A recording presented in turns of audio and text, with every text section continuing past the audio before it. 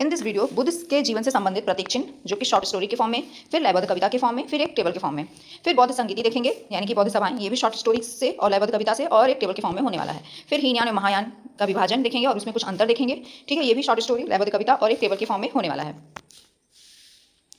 जय हिंद दोस्तों, और बताइए आप लोग कैसे हैं। आई होप आप सभी लोग स्वस्थ होंगे, मस्त होंगे और सफलता की ओर अग्रसर होंगे।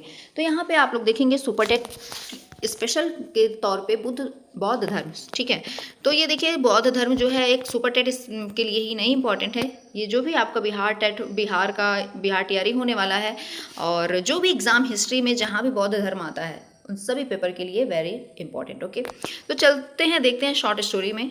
राजकुमार सिद्धार्थ का जन्म एक कोमल कमल और सांड जैसी असीम ऊर्जा के साथ हुआ। ठीक है, तो याद रखिए वो राजकुमार थे तो उनका जन्म कमल से ही होगा। ठीक है, क्यों? क्योंकि वो बहुत कोमल थे और राजकुमार सिद्धार्थ तो और कोमल थे, बिकॉज उनके पिता तो बहुत कुछ उनके लिए ऐसा कर दिए थे कि ये कोमलता के उसमें ही रहें, इनको बाहरी दुनिया का कुछ वैसा पता ही नहीं चले। ठीक है, तो आप लोग समझ सकते हैं कि राजकुमार सिद्धार्थ का जन्म कैसे, एक कमल, उनका मतलब जो जन्म का चिन्ह है वो क्या है, कमल को माना गया है। तो आप कैसे याद रखेंगे कि वो राजकुमार सिद्धार्थ हैं, वो राजकुमार हैं, तो वो हमेशा कोमलता उनके पास ही रहेगी और सबसे फूलों में सबसे श्रेष्ठ या फिर कोमल माना जाता है कमल को। और लेकिन और सांड भी है, तो सांड मतलब क्या, सांड के पास क्या होता है, ऊर्जा बहुत होती है, पावर बहुत होता है, तो सांड जैसी असीम ऊर्जा के साथ हुआ। ठीक है, युवा होते ही मोह माया त्यागने के लिए उन्होंने अपने प्रिय घोड़े को दौड़ाया। अब देखिए जैसे वो युवा हो गए तो आप समझेंगे कि मोह माया त्यागने का मतलब कि क्या, त्यागना मतलब कि गृह त्याग। और गृह त्याग कैसे होगा, घर में बैठ के होगा नहीं, उसके लिए क्या होगा, बाहर जाना होगा। बाहर जाना कैसे होगा, वो तो राजकुमार है तो वो क्या पैदल जाएंगे, नहीं, गधे पे बैठ के जाएंगे, नहीं, उस टाइम किस पे सवारी किया करते थे लोग, घोड़े पे। तो यानी कि उनके गृह त्याग का संबंध, यानी गृह त्याग का चिन्ह क्या है, घोड़ा है। ठीक है, सत्य की खोज में पीपल यानी कि बोधि वृक्ष जिसको बोला जाता है, पीपल के नीचे उन्हें दिव्य प्रकाश प्राप्त हुआ। पहले के टाइम पे जो पीपल का वृक्ष होता है, आज के टाइम पे भी पीपल के वृक्ष को पूजा जाता है ना। सभी वृक्षों में किसको पूजा जाता है, पीपल के वृक्ष को।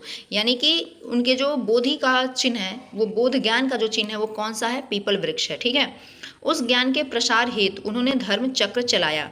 ठीक है, अब धर्म चक्र मतलब कि प्रथम उपदेश का चिन्ह क्या है, धर्म चक्र है। ठीक है, चक्र है। ठीक है, प्रथम उपदेश का चिन्ह क्या है, चक्र है। अब चक्र चलाने का, चक्र का मतलब क्या होता है कि चक्र आप चलाओगे तो सभी दिशाओं में जाएगा, फैलेगा। ठीक है, यानी कि उनका जो प्रथम उपदेश था वो चक्र से संबंधित है। ठीक है, उनका उपदेश सभी दिशाओं में फैल गया है। ठीक है, यही तो समझ में आ रहा है ना।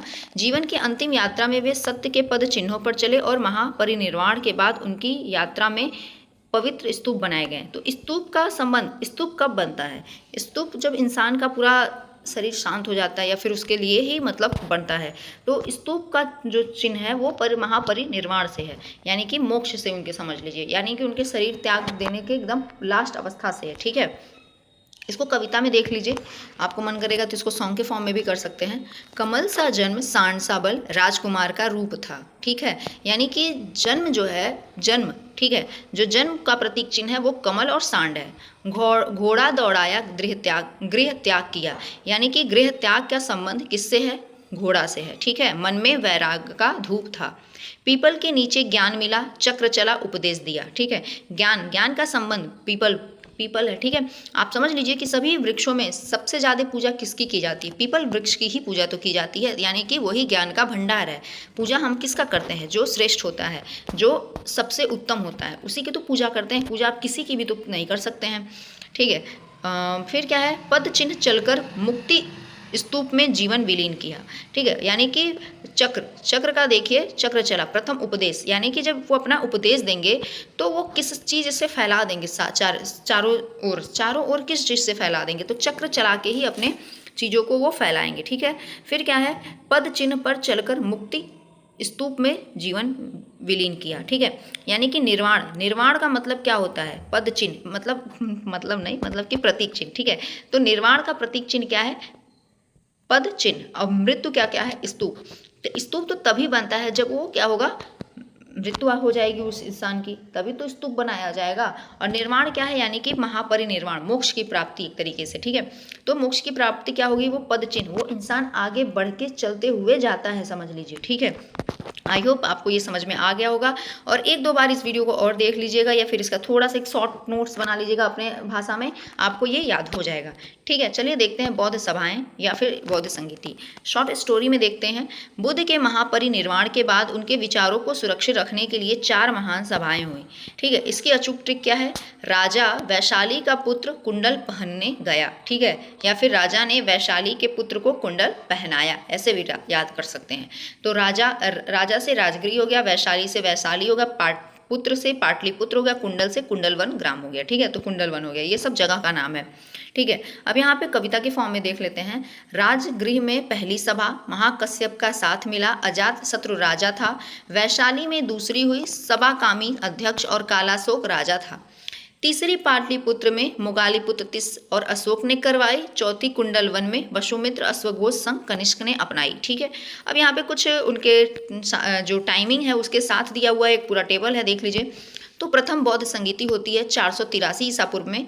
ठीक है, और स्थान क्या है? राजगृह। अध्यक्ष कौन थे? महाकश्यप। और शासनकाल किसका था? अजात शत्रु का था। ठीक है, फिर बौद्ध संगीति सेकंड वाली आती है जो 383 ईसा पूर्व। अब देखिए ये चीज़ें घटती जा रही हैं। ठीक है, क्योंकि ये ईसा के पूर्व की पहले हैं। ठीक है, ईसा पूर्व के पहले हैं, यानी कि ये चीज़ें अब घटते हुए क्रम में आएगी। तो 483 383 ध्यान में रखिएगा। 4 3 2, ठीक है, 4 3 2 फिर 9।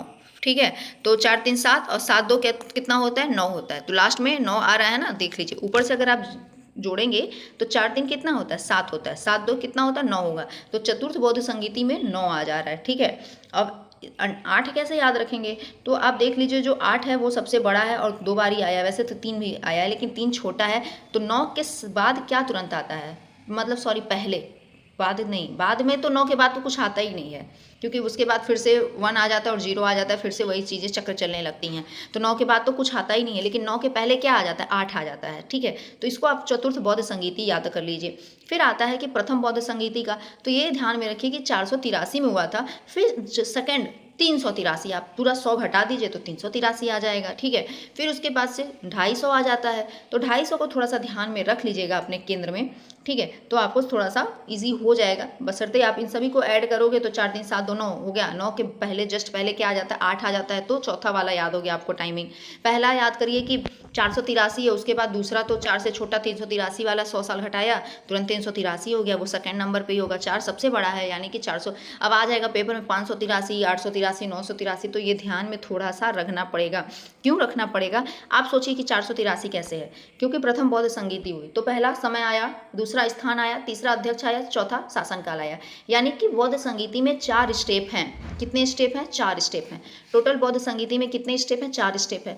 यानी कि इस 4 स्टेप को एक पॉइंट, तो सबसे पहले क्या आएगा? 483 को ध्यान में रखिएगा कि 4 आएगा, और 83 में आप जो है ध्यान में रख लीजिएगा कि 83 आएगा, फिर 383, 250 ऐसे करके। ठीक है, अब देखिए स्थान का कैसे याद रखेंगे कि राजा ने वैशाली के पुत्र को, वैशाली जगह हो गया, पुत्र मतलब पाटलिपुत्र हो गया, कुंडल पहनाया। ठीक है, ये भी याद रख लीजिए। अध्यक्ष का कैसे याद रखेंगे कि जो महान होते हैं, ठीक है, महाकश्यप, यानी कि महान जो होते हैं वो सबका काम, सभा कामी मतलब कि सबका काम क्या करते हैं? एक मोगा पुत्र मतलब कि मोगाली पुत्र मतलब कि मोगा खाकर, मोगा लेकर मित्रता के साथ करते हैं। मित्रता मतलब कि वसुमित्र, या फिर अश्वघोष कहेंगे तो मोगा लेकर घोषणा करते हुए करते हैं, अश्व पे बैठकर घोषणा करते हुए करते हैं, ऐसे भी याद कर सकते हैं। शासनकाल जो है कि पहला अजात शत्रु है।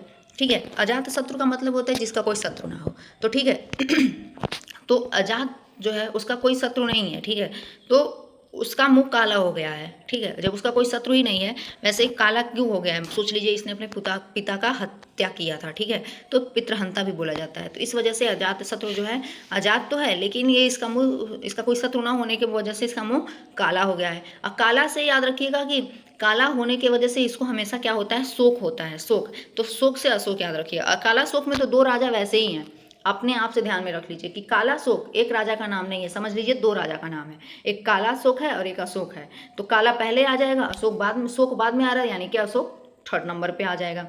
फिर कनिष्क, कनिष्क हो जाता है, यानी कि ये सब क्या हो गए हैं? कनिष्क मतलब कि एक तरीके से छोटा। तो अशोक क्या है? छोटा है। ठीक है, अजात का शत्रु न होने की वजह से उसका मुंह काला हो गया है, और जिस वजह से वो क्या होता है? हमेशा शोक युक्त होता है, अशोक होता है। ठीक है, और जिस वजह से वो क्या करता है? अपने आप को कनिष्क फील करता है, मतलब कि छोटा फील करता है।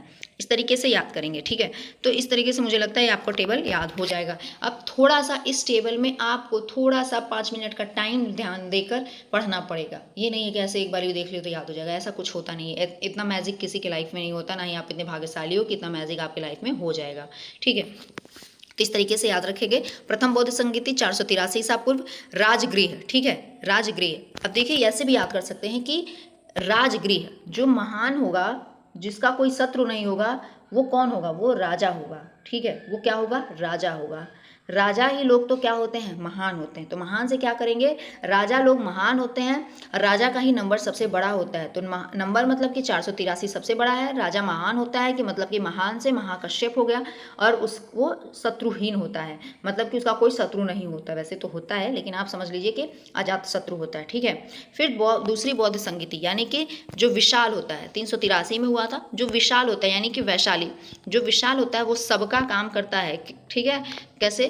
काला होकर, काला होकर मतलब कि जब सबका काम आप करोगे, विशाल हो आप, एक बहुत बड़े हृदय वाले हो, लेकिन आप सबका काम कर दे रहे हो, तो इस तरीके से आप धूप में जाओगे, कुछ काम करोगे, तो आपके अंदर क्या हो जाएगा? कालापन तो आ ही जाएगा, ठीक है। तो उससे आप क्या करोगे? अपने अंदर आप शोक फील करोगे, ठीक है। तो काला शोक हो गया। फिर 250 में होता है तृतीय बौद्ध संगीति, जो कि पाटलिपुत्र में होता है। मोगालीपुत्र 30 अध्यक्ष होते हैं और अशोक होता है। तो काला शोक में ही शोक आ गया था, तो शोक से शासन का अशोक का ही हो गया तीसरा वाला में, क्योंकि काला पहला हो गया तो काला शोक हो गया, अशोक से दूसरा शोक आ गया, अशोक, ठीक है। अब अशोक जो है वो सबके क्या किया था? पुत्र को पटा लिया था, पुत्र को पटा लिया था। अशोक ने सबके पुत्र को पटा लिया था। अब पुत्र को पटा लिया था, पुत्र मतलब कि मोगालीपुत्र, अब पटा लिया था मतलब कि पाटलिपुत्र, ठीक है। फिर उसके बाद से आता है चतुर्थ बौद्ध संगीति 98 ईसा पूर्व, 98 ईस्वी, सॉरी ईसा पूर्व नहीं, ये ईस्वी में है, ध्यान में रखिएगा, ईस्वी में है, ठीक है। तो ये कुंडलवन में, और कौन अध्यक्ष? वसुमित्र, जिसको अश्वघोष भी कहेंगे, और कनिष्क, ठीक है। तो जो कुंडल पहनता है, वो कुंडल किसको पहनाता है? अपने मित्र को, मित्र को पहनाएगा घोषणा करते हुए, और उसका मित्र अपने मित्र को कुंडल पहना रहा है, यानी कि उसका मित्र उससे कनिष्क है, तभी तो वो कुंडल पहना रहा है, छोटा है तभी तो पहना रहा है, ठीक है। इस तरीके से ध्यान में रखिए। आता है, देखिए वीडियो बड़ी लंबी हो गई है, अब क्या ही बताऊँ, समझाने के तरीके की वजह से हो गया है। हीनयान एवं महायान विभाजन में और अंतर, ठीक है। तो देखते हैं विशेष नोट क्या है। चतुर्थ बौद्ध संगीति यानी कुंडलवन के तुरंत बाद बौद्ध धर्म स्पष्ट रूप से दो भागों में, हीनयान एवं महायान में विभाजित हो गया। स्टोरी देखते हैं कुछ। हीनयान का अर्थ क्या होता है? छोटा मार्ग, ठीक है। नाम से हीन पता चला है, हीन मतलब कि छोटा, जिसमें व्यक्तिगत साधना, मूर्ति पूजा का अभाव, पाली भाषा। जबकि महायान का अर्थ मतलब महा मतलब कि बड़ा मार्ग, सबकी सामूहिक मुक्ति, भगवान बुद्ध की पूजा, संस्कृत भाषा, ठीक है। अब देखिए हीनयान जो छोटा मार्ग व्यक्तिगत मुक्ति पर जोर देता, बुद्ध को मानव मान सदा पाली भाषा में ज्ञान समेटता, ठीक है। मूर्ति पूजा न वो करता, दक्षिण पूर्व एशिया तक फैला। महायान बड़ा विस्तार, सामूहिक मुक्ति का मेला। बुद्ध को भगवान माने, संस्कृत में ग्रंथ रचाए, बुद्ध मूर्ति और बोधिसत्व पूजा चीन तिब्बत तक अपनाएं, ठीक है। तो अब यहाँ पे देखते हैं हीनयान, ठीक है। इस तरीके से आप ये कविता के फॉर्म में भी देख लिए। बुद्ध की मूल शिक्षा और व्यक्तिगत मुक्ति पर जोर कौन देता है? हीनयान देता है। यानी कि बुद्ध की मूल शिक्षा और व्यक्तिगत, अब देख लीजिए जो लोग व्यक्तिगत होते हैं, मतलब बस अपने से मतलब रखते हैं, वो हीन तो होते ही हैं, वो छोटे बुद्धि वाले होते ही हैं कि बस अपने आप को समझते हैं। महायान जो होता है वो सामूहिक पर, जो महान लोग होंगे, महान चीज़ें करेंगे, वो सबके हित के बारे में सोचेंगे, सिर्फ पर्सनली नहीं सोचते हैं, ठीक है। तो सामूहिक मुक्ति, और जिसके पास सामूहिक मुक्ति वो कौन करेगा? वही जिसके पास करुणा होगा, जिसके पास बोधि होगा, जिसके पास बोधिसत्व मार्ग पर जोर देगा, ठीक है। इस तरीके से फिर देखते हैं बुद्ध को साधारण मानव, जो हीन लोग होंगे वही तो बुद्ध को साधारण मानव मानेंगे, लेकिन जो महान लोग होंगे वो बुद्ध को दिव्य प्राणी या भगवान मानते हैं, ठीक है। फिर आता है मूर्ति पूजा में विश्वास नहीं। जो हीन लोग होते हैं, जो जिनकी बुद्धि छोटी होती है, वो कहते हैं मैं मूर्ति पूर्ति क्या है, इससे कुछ नहीं होता है। लेकिन जो महान लोग होते हैं वो क्या करते हैं? मूर्ति पूजा एवं बोधिसत्वों की पूजा में विश्वास रखते हैं। क्यों? क्योंकि उनको लगता है कि ये भी एक, इसमें भगवान का वास होता है, ठीक है। फिर आता है चौथा, निर्वाण प्राप्ति का मार्ग, ये व्यक्तिगत बताते हैं, ठीक है। हीनयान वाले जो निर्वाण, अब देखिए निर्वाण प्राप्ति व्यक्तिगत का ही मार्ग बताएंगे, क्योंकि इनकी बुद्धि छोटी है, ठीक है।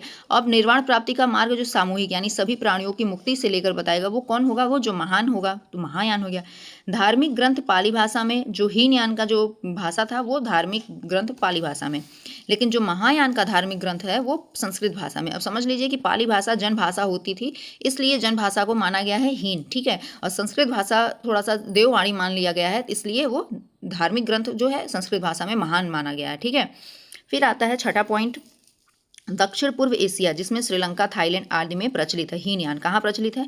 दक्षिण पूर्व एशिया जिसमें श्रीलंका और थाईलैंड और भी देश हैं, ठीक है। और जो पूर्व एशिया में है, पूर्वी एशिया में चीन है, जापान है, तिब्बत है, यहाँ पे महायान प्रचलित है, ठीक है। तो इस तरीके से आप ये बुद्ध का पूरा एक तरीके से महायान हीनयान में अंतर हो गया, बौद्ध संगीति हो गया और उनका बुद्ध से संबंधित जीवन संबंधित प्रतीक चिन्ह हो गया। चलिए मिलते हैं नेक्स्ट वीडियो में। वीडियो थोड़ी लंबी हो गई है, आप इसको थोड़ा फास्ट मोड पे करके भी देख लीजिएगा।